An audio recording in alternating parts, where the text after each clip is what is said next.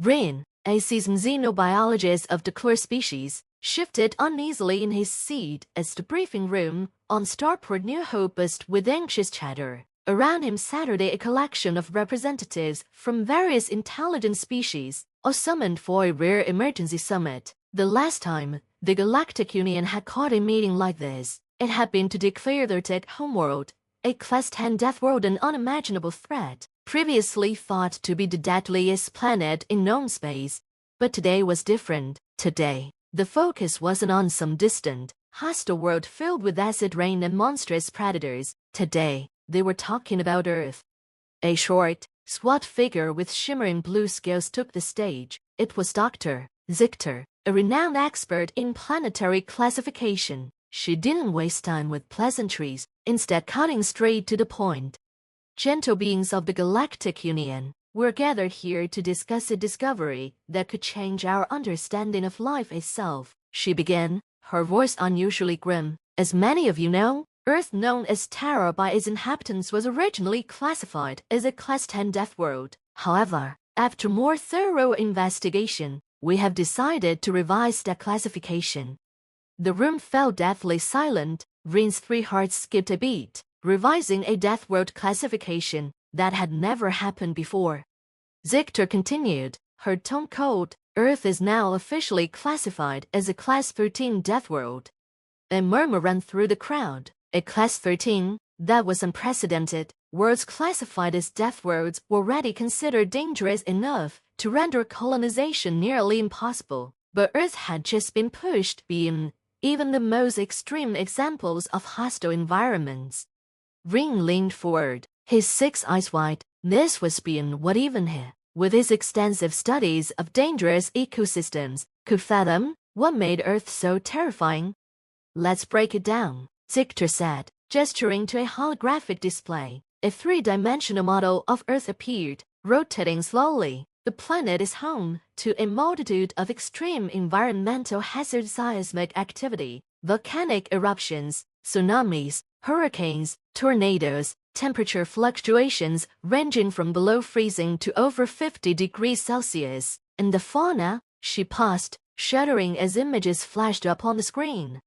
There were Earth predators with rows of teeth, venomous creatures that could kill in minutes, others that attacked in swarms. Apex predators like lions, crocodiles, and sharks filled the display, followed by insects and microorganisms responsible for deadly diseases. Then came the plants, some of which produced toxins, while others could strangle or even dissolve flesh.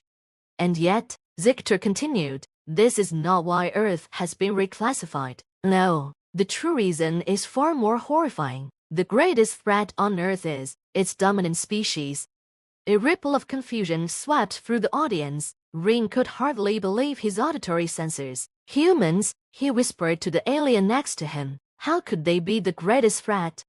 Zichter clicked her claws together and zoomed in on an image of a human, standing in a field wearing primitive armor, and holding what looked like a simple stick with metal attached to the end, a weapon known as a sword. This is Homo sapiens, or more commonly, humans, she said. They evolved in one of the most hostile environments in the galaxy and have thrived. They are a warm-blooded, highly intelligent, bipedal species capable of extreme adaptation.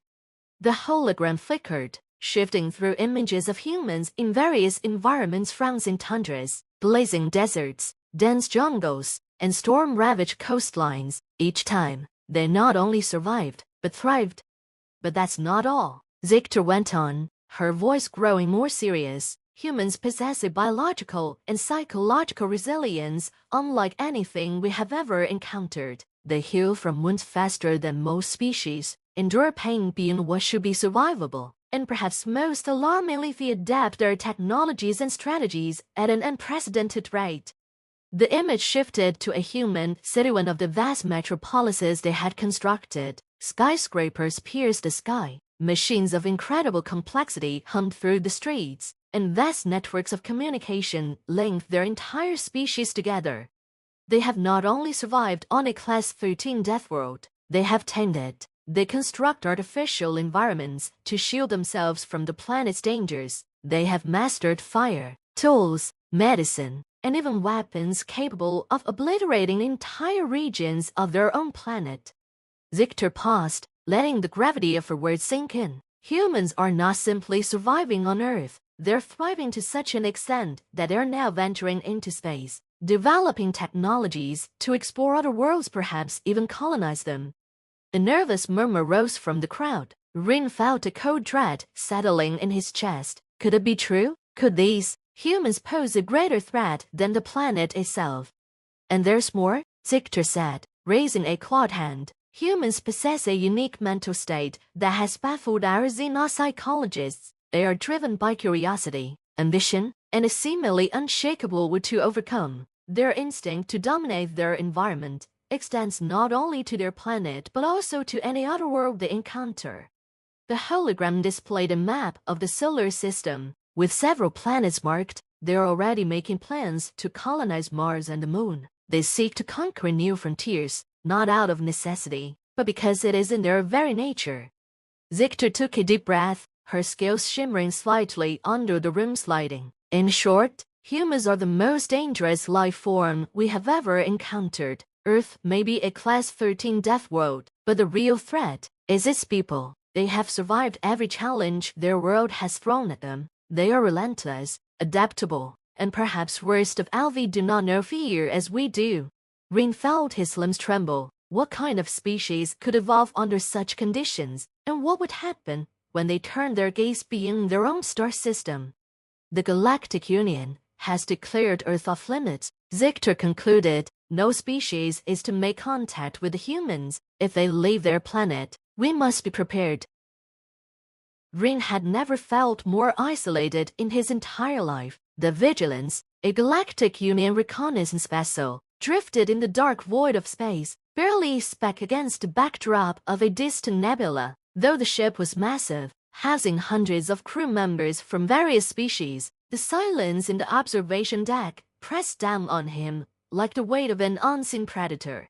It had been one full galactic cycle since the emergency summit on Earth, and the shock of humanity's true nature was still fresh in his mind. But now, things had grown worse. The humans had begun to leave their world. A transmission had reached the Union only weeks ago. Humans had successfully established a permanent colony on Mars, far sooner than any projections had predicted. Even more unsettling, they were sending unmanned probes far beyond their solar system, likely scouting the galactic neighborhood. They're advancing far too quickly, Rin muttered to himself, staring out into the endless stars. He wasn't alone on the observation deck for long. A familiar voice broke the silence. Still thinking about the summit, Commander Rilla, a sleek, silver-skinned Arithian, stepped forward, her reflective eyes flicking to Rin's. How can I not? Rin replied, turning to face her. We've studied Deathworlds for cycles, but nothing prepared us for this. Humans aren't just surviving, they're expanding, and we're just watching. Rilla sighed, her face expressionless as always, though her tone conveyed a rare hint of concern. It's not just watching. The Union is strategizing, preparing. Preparing for what? Lo, Rin asked, exasperation bubbling to the surface. We can't just contain them forever. They've already breached their planetary bounds, and it's only a matter of time before they make contact with someone. Rilla's gaze hardened, which is why we need to be cautious. Every probe they send, every signal they emit, it brings them one step closer to discovering the rest of the galaxy. Before Rin could reply, an alert blared throughout the ship. The lights on the observation deck flickered as the ship's AI voice spoke calmly but with urgency. Attention all crew, incoming priority transmission from Galactic Union's Central Command. All officers report to the briefing room immediately. Rin and Rilla exchanged a grim look. This was no coincidence. Briefing room, GCS Vigilance. The room was packed with officers from various species, all whispering anxiously as they awaited the transmission. Captain Drexer, a hulking rector with gleaming carapace armor, stood at the front of the room, arms crossed, his antennae twitching nervously. As soon as the central holoprojector blinked to life, the crowd fell silent. The figure that appeared in the hologram was none other than High Commander Zakar, head of the Union's Defense Council. His reptilian features were drawn tight with tension, his voice betraying the gravity of the situation. "Officers of the Vigilance, I will be brief," Zakar began. "We have intercepted a human probe on the outskirts of the Targos Nebula." Gasps and murmurs filled the room. Rin felt his stomach drop. The Targos Nebula, that was light years beyond their current technological reach. How had they made it this far? "The probe," Zakar continued, "is unmanned, but it is equipped with advanced sensor arrays, long-range communication capabilities, and what appears to be a rudimentary form of FTL travel." Rin's eyes widened. FTL travel. No one had predicted they'd develop it so soon. "It was neutralized before it could transmit any data back to Earth," Zakar said, but his expression did little to ease the tension in the room. "However, this development suggests that humanity's technological progress is accelerating faster than anticipated. If they continue at this pace, it is only a matter of time before they attempt manned expeditions." Rin shifted uncomfortably. He had expected this, but hearing it from the High Commander made the threat feel all the more real. "We can't let them continue unchecked," Zakar went on, his voice darkening. "If the humans establish an interstellar presence, they will undoubtedly come into contact with other species. Given their aggressive tendencies and their history of dominating environments, this could result in catastrophic conflict." The room was silent, the weight of his words pressing down on everyone present. Captain Drexler finally spoke up, his deep voice cutting through the tension. "What's our directive, High Commander?" Zakar's eyes gleamed coldly in the hologram. "Your mission is to monitor human activities beyond their solar system. You are authorized to intercept any further probes or vessels that leave their immediate star cluster. If necessary, you're to neutralize these threats before they can reach any inhabited systems." Rin felt a chill run through him. Neutralize? They were preparing for war, without even meeting the humans in person. Could it really come to that? "Commander," Zakar added, turning his gaze directly to Drexler, "you must not underestimate them. Humanity has shown a remarkable ability to overcome impossible odds. Their ingenuity, combined with their relentless drive, makes them far more dangerous than any of the natural hazards we faced." Rin nodded grimly to himself. That much was true. Humans had proven time and time again that they could not only survive but adapt, and even improve upon their circumstances, no matter how dire.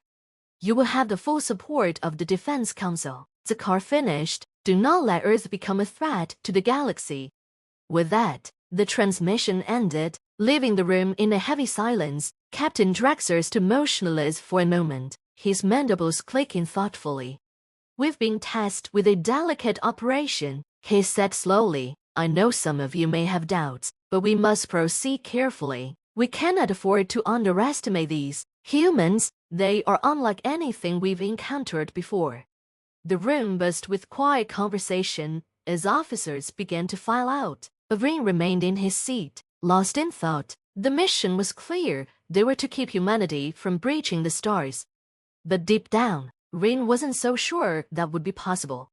Earth, Sol system, location, low Earth orbit.